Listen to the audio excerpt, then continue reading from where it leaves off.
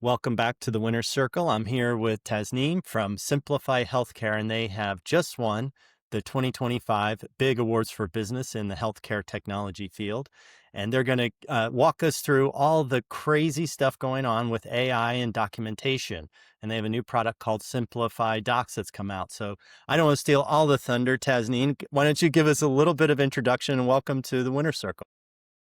Thank you, Russ. Very excited to be here and looking forward to the conversation. I'm Tasneem Chital. I lead the products at Simplify Healthcare. And I think, with Simplify Healthcare and even a lot of my own journey for the last, or I would say over a decade, of my career, right, which has been more at the intersection of, you can say, product compliance and operations. I've had the opportunity to largely see payer related problems pretty closely, right? And also had the opportunity to kind of, automate a lot of their manual processes, bring efficiencies. And, what we've seen, especially for the documentation space is it doesn't really, it's more of a last mile thought process. Nobody really thinks of it right from the start. And it's more of you get this administrative job done versus thinking of it as a regulated communication piece, right? Because if you think about it, all of your summary of benefits or evidence of coverages and stuff like that, these are legal documents, right? These are things that you have your beneficiaries use it to make coverage decisions, to understand the medical coverage,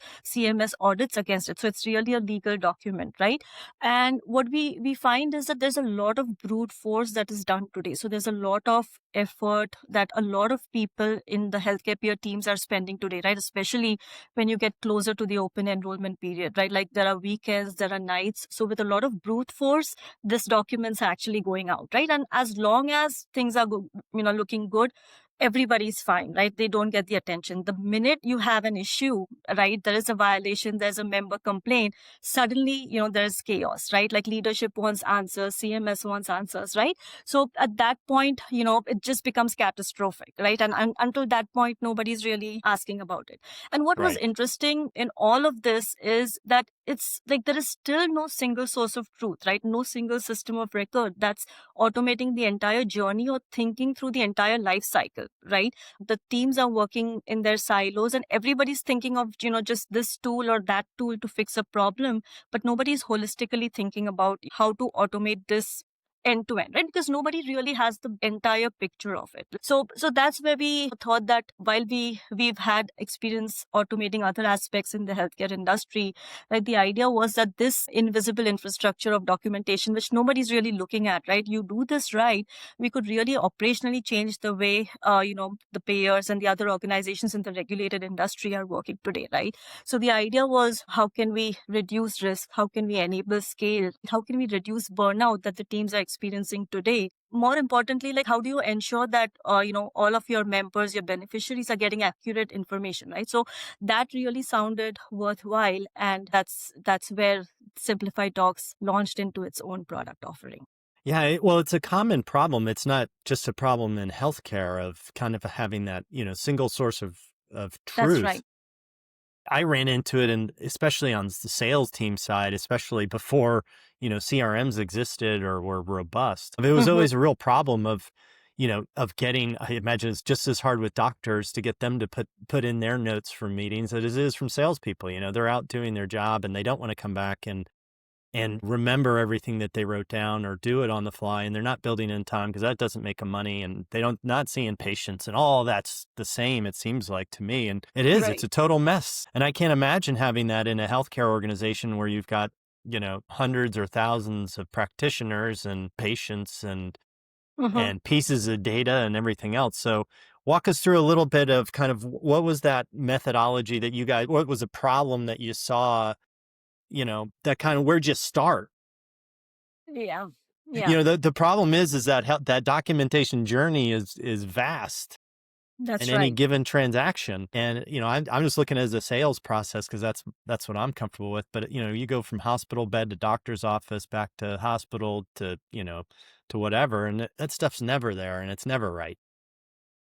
That's right. So I think on Simplify Docs, right, what we are doing is we are actually getting towards both, right? Regulated communication and non-regulated and across all lines of business. And right now, I think we are more peer focused. That's what we, started the journey with. And if you just look at, where it all started, if you see the current landscape, overall the journey is like you start with the documents, right? Each year it's like almost like an annual process, right? Then you have these CMS regulations that are coming out and you've got to comply with all of those regulations, right? Then you've got your plan materials that you've got to get incorporated in the documents. All of that information has to be correct, right?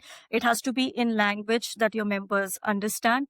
Plus, if you are servicing all of the service areas which speak other languages, there is a whole aspect of translation, right? So now imagine Hmm. all of, the just the English interpretation of these documents is so difficult, right? Like imagine explaining something like a prior authorization or the maximum out of pocket and all of this terminology in all of these different languages. Right? Not only does it have to be linguistically correct, it actually has to be culturally relevant also, right? So you've got your whole translations, then you've got your compliance, you've got to have accessibility available in all of these formats, your print text, your large prints, right? So there's this whole end-to-end life cycle, and it's very, very siloed if you see today, right? You have product teams that are compiling all of these materials. Then they've also got to work with compliance teams, legal teams, the marketing teams to make all of this look pretty, right? Then it needs to Hmm. go to another translation vendor. From there, it needs to go to a print vendor, then perhaps another vendor who will help with large print, and then the entire distribution system, right? So it was a very, very disjointed process. And with all of this, we're finding that, CMS is auditing even more and more now, right? It's not just a simple checklist item for there anymore, for them anymore, right? So what they are really going down to the accuracy of member materials, whether you've got your plan data correct in those materials, right? Are you really, translating the language correctly in a way that members can understand and avail that information, right? So there, the margin of error now has gone down from a CMS point of view, right? And what we found is that a lot of these teams are looking for individual tools in the market, right? Is there a single document management system? Can I get a better translation vendor? Is there a separate tool that's going to do my, quality testing for me, right? So there are these individual tools that everybody's just trying to patch on, but nobody's thinking through how to automate the entire life cycle, right? So that's Yeah. where, we actually come in. And that's what we thought that's the main problem that we want to solve with Simplify Docs. Just So give the end-to-end operations. as a product owner, as a product manager, how do you Mm-hmm. start to design that product experience that keeps all the compliance in compliance Mm-hmm. and still make something that's, kind of user friendly? Because it seems like what I've experienced is a lot of times those are in conflict with each other. And if you want an example, pick up any New Jersey DMV, piece of paperwork. No, I don't really see innovation and compliance as two different things or opposites, to be honest with you, right? I mean, we are in the compliance world, we play in the compliance field, if you will, right? So it's more of compliance defining the playing field for you. But, it's, with the innovation, it's like how you stay ahead within that field. CMS regulations are here to stay. I don't see that we would have the, opportunity to really change those rules as such. And if there are requirements for member safety, then that's non-negotiable. There are audit standards. I'm sure they're all there for the reason. I think within those constraints also, there is enough, I would say, room to play, right? And if you consider compliance right from the start, you'd actually find that over time, the speed of innovation it would help versus slowing it down, right?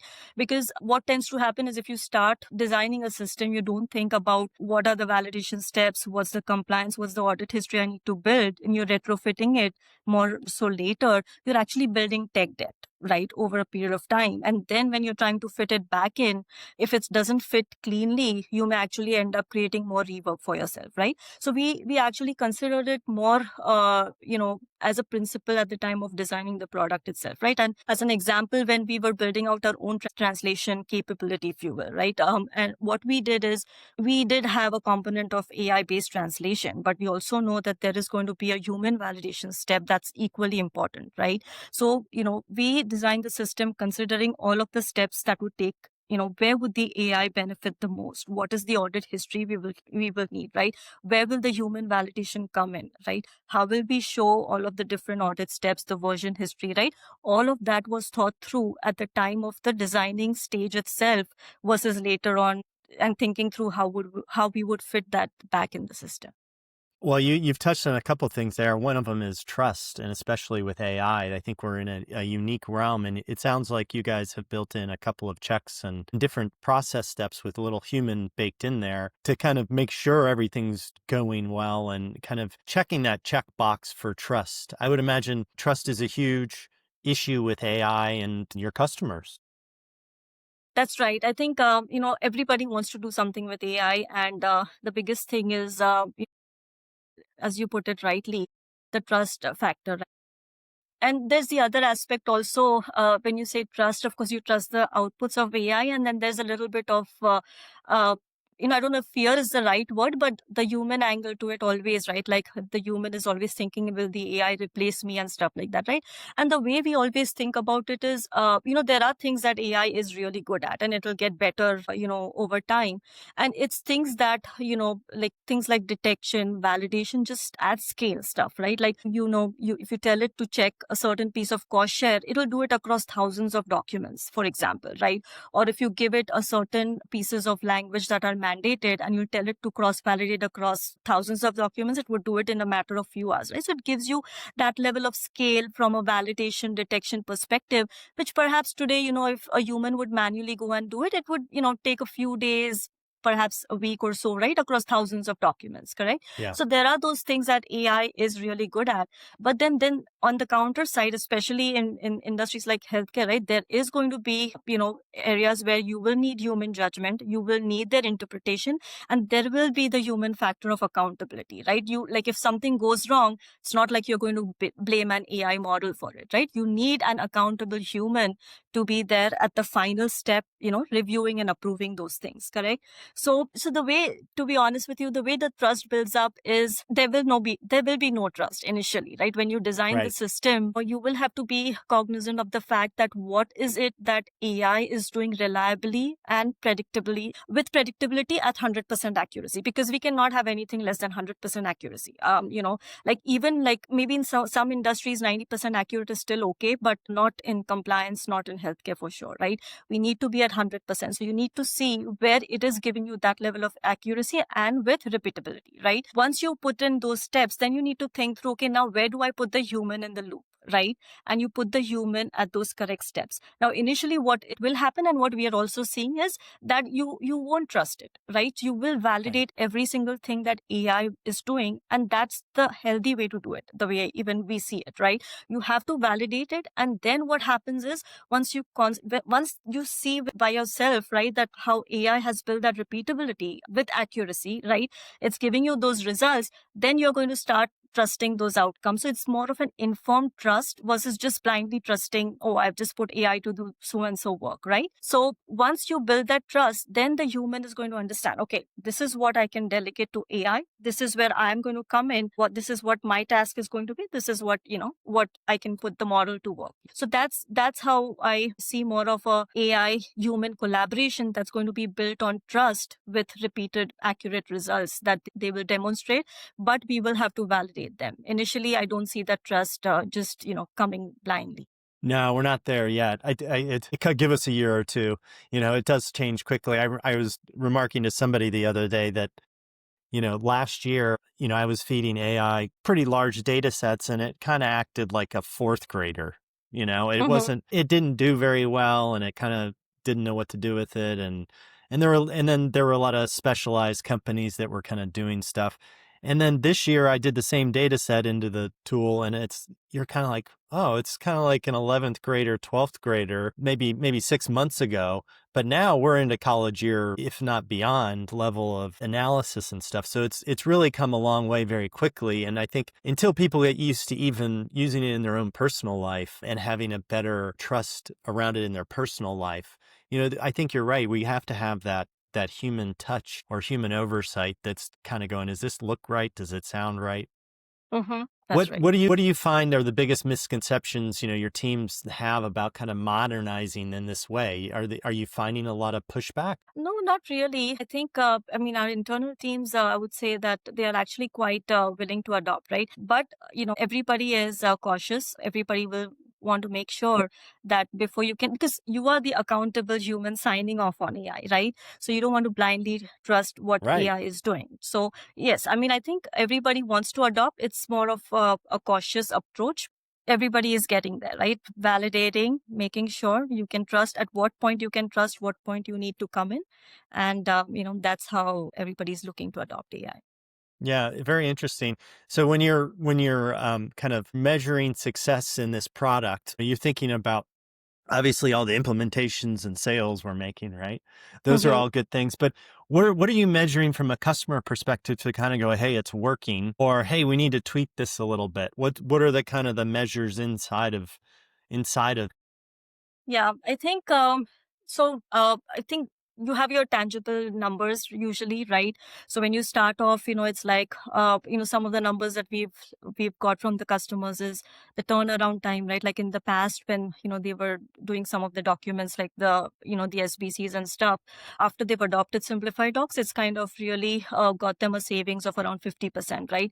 We've also seen some saving costs in the translation world for up to 45%, compared to local translation agencies that, normal or typical clients were taking, right? So we've seen some of those numbers, but even just outside of the numbers, we've had teams that have come to us and they've said that, this is the first time, even during peak seasons, we had team members that were able to take time off, right? People it's who so were great. actually, it was, so there are these things that you cannot really put a number to, but they are really, human stories that, actually resonate, right? We had one of our clients that said that this was the first time where close to AEP or the open enrollment period, right? Like he was actually able to indulge in golf, right? Otherwise, usually, there are summers that he never really gets to enjoy golf, right? So there are those, non-tangible or things where you cannot associate a number to, but we are seeing that kind of feedback from the clients as well.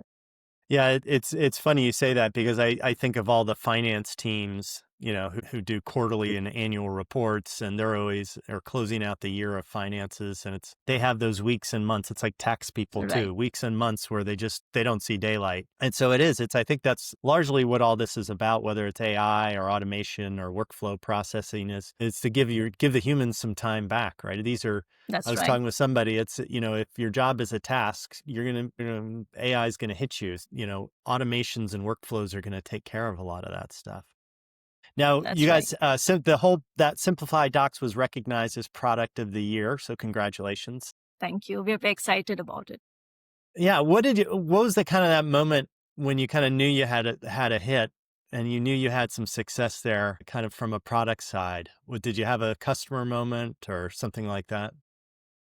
Yeah, so I think the measurable outcomes were there. So that was a good, I would say, if we wanted a tangible, a metrics associated to the work we are doing, right? Where we are seeing that genuinely there is a turnaround time, there's a cost saving that, clients are realizing on the ground. But even the human stories that I just shared with you, right? They were also a really good validation, right? That, we are headed on the right track, right? There is this pain point that's prevalent and we are really solving a problem that a lot of the healthcare peers are today, experiencing in the industry, right? And so it's definitely that. The other thing was in the first year, we are able to actually roll out the documents, right? So the documents that were generated through simplified docs were actually, got distributed to the members, right? It was Hmm. used for open enrollment. So it's not just a lab experiment that, just worked, but it was, the product actually worked and it delivered the outcomes in a real life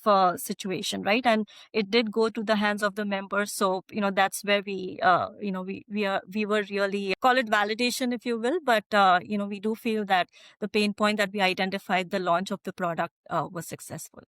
Well, those are some impressive numbers. 50% savings and a 40% savings on the translation is real gains, I would imagine, to these payers. They're looking for That's right. every ounce they can, everywhere they can save money, they're looking to save money. And this is what a great application for it. Uh, Really interesting. How do you see this evolving in the next 12 to 36 months? you've now got this kind of AI started off, and a lot of these payers now kind of in this automated, process. How do you see it evolving?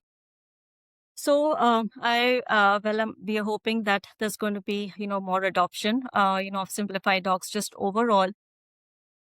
This is going to this would hopefully enable a lot of healthcare peers to realize that documentation is more of a strategy game, right? And how to embed it in their workflows right from the start versus just thinking about it as a last minute risk, right? Like even translation for like there are so many organizations that think of it just after they're done with English, right? Like let me just Hmm. translate the document now, right? But just thinking through now how to imbibe this completely in their workflows. I'm hoping that that's where this goes overall, right? And with we are looking to adopt more and more of AI, so that's not any different from any other product.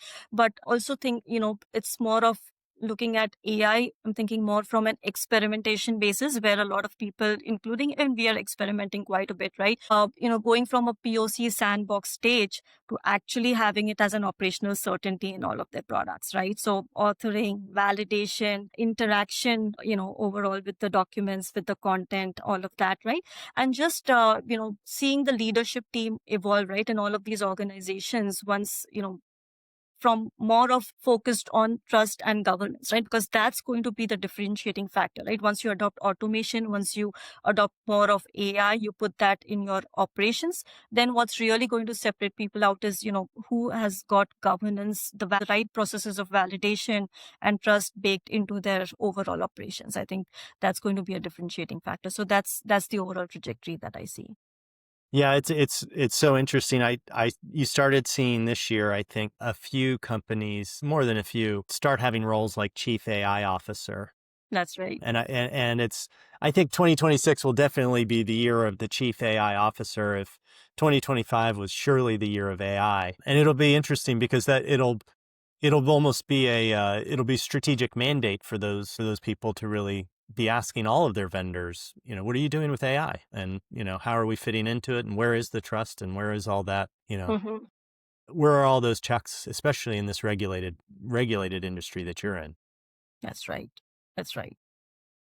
And what's another trend in healthcare that you're looking at closely that you're keeping an eye on? So I think it's another trend. So I think as there's more and more consolidations that are happening, right? The other thing also is where I see that just the overall way we're rolling out the benefits, right? Just getting more competitive, all of the different healthcare payers, right? How the landscape is changing with the CMS regulations, right? So we are kind of, monitoring that as well, how the competitive analysis that we can bring to the table just to help all of the different healthcare payers compete more strategically and kind of get ahead of the competition, right? So that is another area that I do lead, and that's also something that I'm keeping an eye on.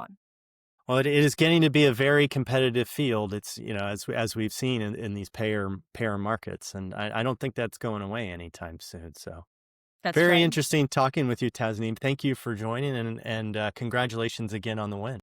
Thank you, Russ. It was great being here, and we really do appreciate this opportunity.